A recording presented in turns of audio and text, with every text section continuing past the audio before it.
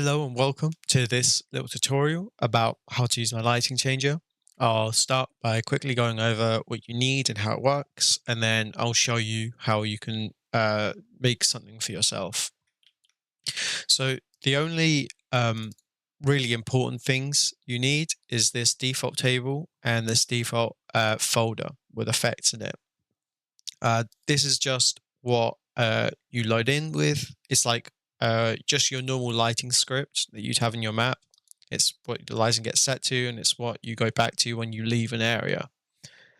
Uh, Having it be called default is important as well. If you change your name, it doesn't get set right when you first join. So that's the only really important part. And you can see like I've just set a bunch of things here that aren't in the other ones because these are unchanging. These are like I'm setting these and they're not going to change in different areas, but I want it to be set anyway, right? Like you would a normal lighting script. And then down here, you have these that are going to change in different areas. But as you can see, like the ambient here is 200 and the ambient here is also 200.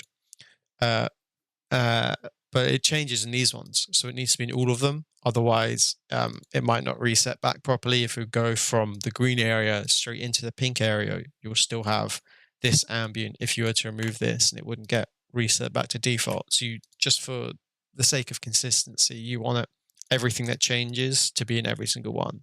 So like clock time only changes in this one, but it's still in every single one. Outdoor ambient only changes in this one, it's still in every single one. Uh, so that's the only really things of note.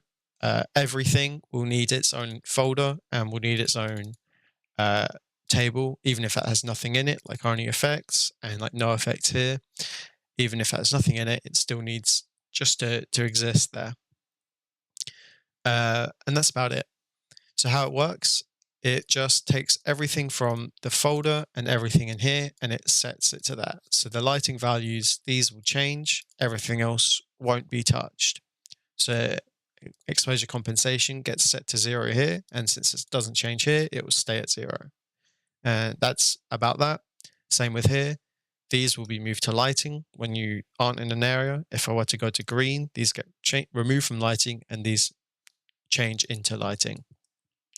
You can test it in Studio if you go to test here and you press play. You can test it in Studio. You can see this is the default lighting. If I were to move into green, then you have this green lighting. If I were to move into no effects, you have no effects. Same with, well, only effects, sorry, and this is no effects, and this is pink. You can just move the camera because that's how it works.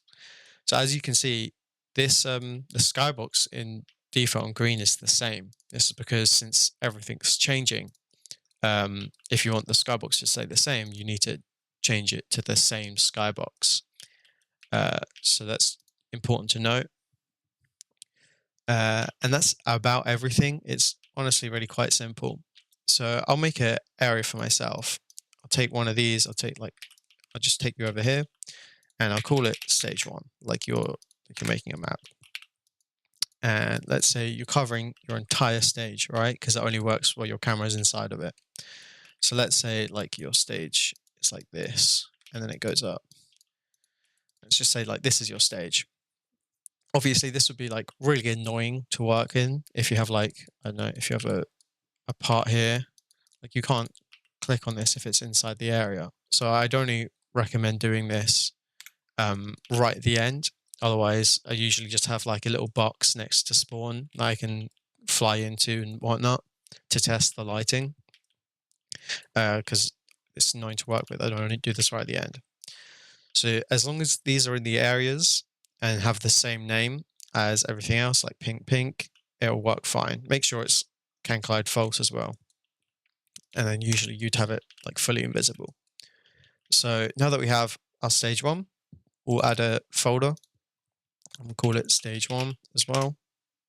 Let's say I want it to have the same skybox, but I don't really want anything else. It's just going to be the skybox and maybe like a light atmosphere with a like 0.2 density and no offset and nothing else.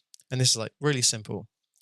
And then in here, I'm going to make stage one with the curly brackets. and you can see it's already auto-filled some stuff for me as well. So this is everything that's going to change. So I don't know, we'll change that to that. I will change you to that. Make brightness 2. Oops. Brightness 2 and clock time like 13. And then this will work fine. If I was to test here, you can see start from default, we go into here, and our lighting's changed to what we wanted it to. And you can see everything else has changed. This should be realistic, I guess. And that's about it. Really simple, really easy to use. Yeah, about it. This will be included in the description below, obviously. And if you have any questions, feel free to reach out to me, like at me in the Discord server, or send me a DM. And yeah, have fun mapping.